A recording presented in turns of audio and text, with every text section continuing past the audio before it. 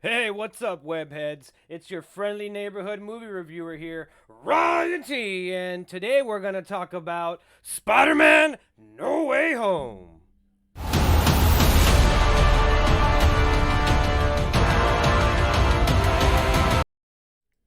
That's right, you fucking wall crawlers. I got to see Spider-Man: No Way Home on Thursday at about 3 p.m. And I think I've contained my excitement long enough. I'm ready to talk about this fucking massive, fucking amazing fucking movie. And I feel like enough time has passed. We're at what? At about 10:19 a.m. on Saturday. Spider-Man came out on Thursday, and I think it's about time that we spoiled the fuck out of this movie. What do you ghouls and gals say? So in the spirit of that, I'm gonna sound the spoiler alarm. You've been warned. This movie is about to be fucking spoiled. Let's get one thing right off the bat, right away. One thing that I think every movie reviewer that's reviewing this movie should just talk about, because we all know that it's gonna fucking happen, and that it already did fucking happen, and that's this. Yep, it fucking happens. This is real. This is a real picture from the movie. No, I did not pirate this picture. I wasn't in the fucking movie theater like some sort of fucking ghetto maniac with my fucking cell phone out with the flash out in a crowded fucking movie theater, just pointing my phone at the screen like, get a load of this. My Twitter feed's gonna fucking go crazy. The people on my Facebook page are gonna go insane when they see this. No, I got this off the internet. But yes, this picture right here is 100% real. All these Spider-Men are in the film. Your boy Toby, Old Man Toby's in the film. The third best Spider-Man, Andrew Garfield's in the film. And of course, our young lad, Tom Holland, is also in the film.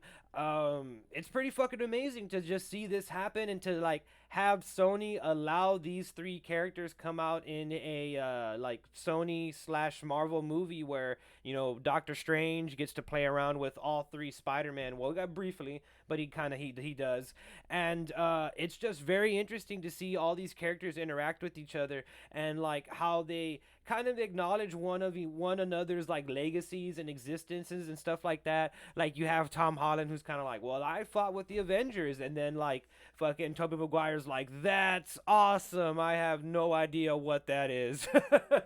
And then you have Andrew Garfield, who's kind of just like admits to himself and is like self-aware that he's kind of considered like the third best Spider-Man, you know what I mean? Like they even called him like Spider-Man number 3, and he's just like, yeah, you know, I'm number 3. And then like at one point he even says, he's like, yeah, like the villains I fought were like kind of shitty, you know, it was just some like Russian dude in like a metal suit. And then like Tobey Maguire's like, I fought an alien from space, a fucking black gooey alien.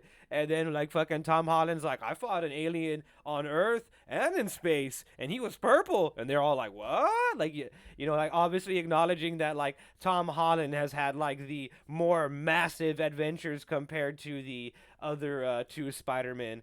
But it was just so refreshing, so cool, and so like awe-inspiring to see all three of these fucking characters on one fucking screen. Especially Tobey Maguire. I give Old Man Spidey a bunch of fucking shit, but he is the Spider-Man that I grew up with. He is the Spider-Man that I saw 35 fucking times in the movie theater when Spider-Man 1 came out back in like 2002. I saw that movie like religiously. I like eat, slept, breathed, shitted, came Spider-Man. I was shooting webs all over the fucking place. I was thwipping all over people's face, necks, and chests.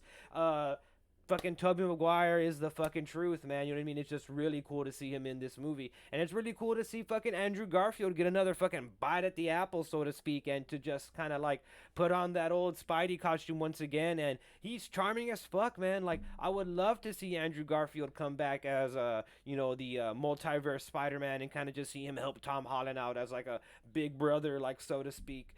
It's just really fucking cool, man. It just was really fucking cool. Well, now that that cat's out of the bag, we can dip into the fucking movie. The movie stars, of course, Tom Holland, Zendaya, and the other guy who plays Ned. But it stars those three as they take right off from Spider-Man. What was it? Far From Home, and where everybody learns about Peter Parker slash Spider-Man's identity. They learn that Peter Parker is Spider-Man and Spider-Man is Peter Parker, so on and so forth. And everybody goes fucking crazy, and he becomes the most famous person on Earth. And I just realized that it's like the fifth time that I've done air quotes, and that's one too many times. I will try to refrain from doing the fucking air quotes. But yes, Spider-Man becomes the most famous person on Earth when his identity gets fucking leaked out there by Mysterio, and people are divided. People either think that he did the right thing by killing Mysterio, and some people think that he did the wrong thing by killing Mysterio, which he didn't even kill Mysterio. If you watch the second one, we know that the audience, we know deep down that our boy Spidey would never kill. He would never kill, except if he's Tobey Maguire or Andrew Garfield. But yeah, our boy Tom Holland wouldn't kill anybody. But yeah, so it just takes place from there, and as you've seen in the trailers, he enlists the help of Doctor Strange, who he's like, "Hey, Mr. Strange, can you go ahead and do a spell and make everybody forget that I'm Spider-Man?" And he's like, "Well, I sure can, kid. Let's go on and go do that." And they go do that, and they go on and fuck it all up because Peter Parker's like, "Well, actually, my Aunt May should still know, and Ned and MJ." And then Doctor Strange is like, "Oh my God, do you even have a secret identity? Like, who didn't know that you were Spider-Man before this fucking thing? I feel like very few people did not know that you were Spider-Man before this. Like, Jesus fucking Christ." So that's pretty much what happens. Doctor Strange fucks up a spell. He cracks open the multiverse, and that's when you get your Green Goblins, you get your Doc Ock, you get your Electros, you get your Sandman, you get your Lizard, who I don't know if the actor who plays the Lizard wasn't too stoked on being in the film, but like they used the Lizard like the least out of all of these fucking characters. Like the Lizard was just kind of like there. Like at one point, like they hit him in a truck, and they were kind of like, like we're done with you. And like the excuse they used were like, he wanted to be inside the truck, like he didn't want to come in. So I don't know what was up with that, but the Lizard is like the least featured in this film. He is kind of like, I honestly want to say, like, there is no really weak point in this film. This film is amazing. Spider-Man No Way Home is amazing. Let's just also get that out of the way. This film is quite possibly one of the greatest Marvel films ever fucking made. Yes, I'm putting that up there with my beloved Captain America Winter Soldier and my beloved Avengers Endgame and Infinity War. I think this is one of the best Marvel movies ever made. Not just for the pure nostalgia factor overload, but for the sheer like this is the first time that not the first time, but this is like, well, this is the first time that Marvel acknowledges like the TV shows, and the TV shows come into play with the Marvel movies. Before the Netflix shows and all that stuff like did not come into play into the Marvel films whatsoever, and I just want to say they come into play pretty heavily, or not that heavily, but they come into play in Spider-Man No Way Home, and by that I mean our boy Matt Murdock, Charlie Cox, Daredevil, is in the fucking movie. That's right, ghouls and gals. He's in the fucking movie. So yeah, that's what I mean by like there's a lot of interconnectivity in this movie. You know what I mean? A lot of the multiverse. You get your Hawkeye connection. You get your WandaVision connection. You get your Doctor Strange and the Multiverse of Madness connection. Hell, you get your Sony movies connection. It's a lot of interconnectivity in this movie, and I really fucking dug that. I really fucking dug that they did that. And of course, I really dug all the cameos. I love seeing Matt Murdock. I love seeing fucking Green Goblin. All those guys come back. I love seeing Toby, Andrew. I love seeing fucking Venom. Yes, this fucking scene fucking pays off. We get to see fucking Venom not really interact with Peter Parker or Spider-Man, so to speak, but he's kind of like is aware of Peter Parker and Spider-Man now, and we do see a little bit of piece of Venom get left behind. So who that little piece of Venom's gonna go with? Will it eventually go with Peter Parker? Does it still share the same mind with Tom Hardy slash Eddie Brock? We don't know that yet. Will Morbius come into play at some point? We don't know that yet. But more than likely, I do think so. But yes, Spider Man No Way Home as a film as a whole has a lot of heart. It has a lot of hope. It has a lot of emotions. It has a lot of just.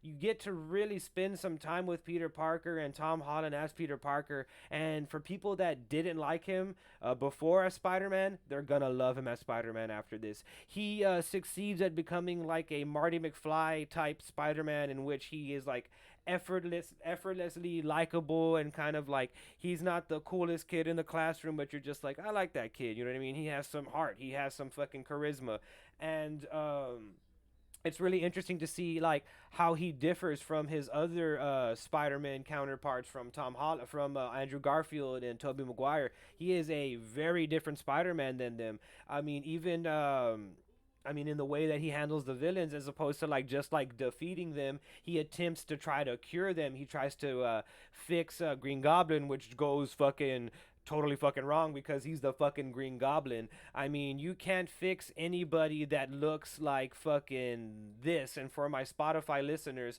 you can't fix anybody that looks like fucking Willem Dafoe. He looks like a goblin in normal fucking life.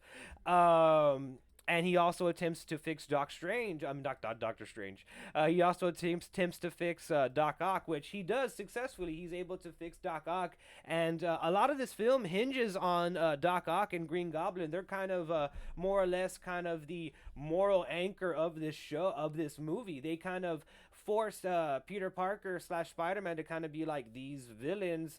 They're very mentally disturbed, and they kind of got the shit in them to stick. And their versions of Spider Man maybe didn't handle them in the best way possible. Hell, fucking Andrew Garfield admits at one point, he's like, "Oh, I stopped holding my punches and I just started beating the fuck out of motherfuckers." He like alludes to like him like killing like criminals and stuff like that because he becomes like disillusioned with the idea of being Spider-Man after he fails to save Gwen Stacy. And then there's Tobey Maguire, who like every fucking person that he fights like fucking dies. So like Tobey Maguire and Andrew Garfield have very different ways of handling these villains than Tom Holland does, and it was just very interesting to see how he played off those characters.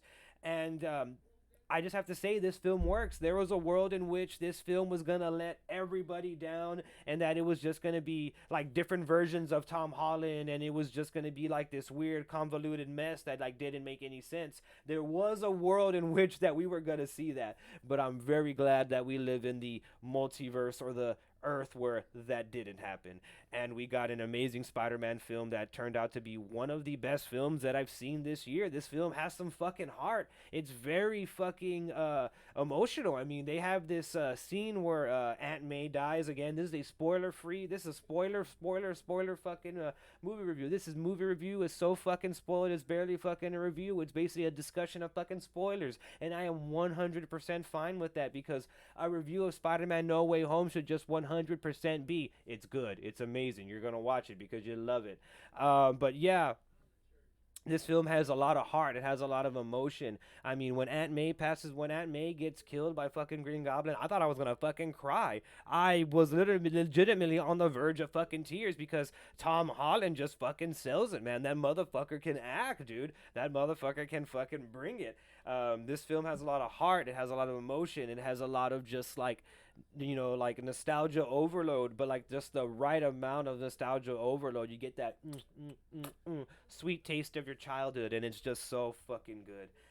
In summary, Ghouls and Gals, Spider-Man No Way Home is a nostalgia-fueled fucking just Christmas present that any Marvel fan, any Spider-Man fan, any fucking person that's a fan of fucking joy will fucking love this fucking film. It is just fucking fun, entertaining all the way through. I don't have any negative thing to say about this film, and I think I'm gonna give this film the coveted 10 out of 10. That's right, a 10 out of 10. Spider-Man No Way Home is a 10 out of 10. It is a 100% worth it watch. I really suggest that you go out there and watch this in theaters. This is a film that deserves your money, deserves your full attention, deserves all of the fucking crowds and audiences that it's getting, and it deserves to be seen in a massive fucking theater as loud as fucking possible, because it is honestly fucking glorious and, pun intended, amazing. I'm Ryan T here, and I'll see you in the next one, webheads. Have a week.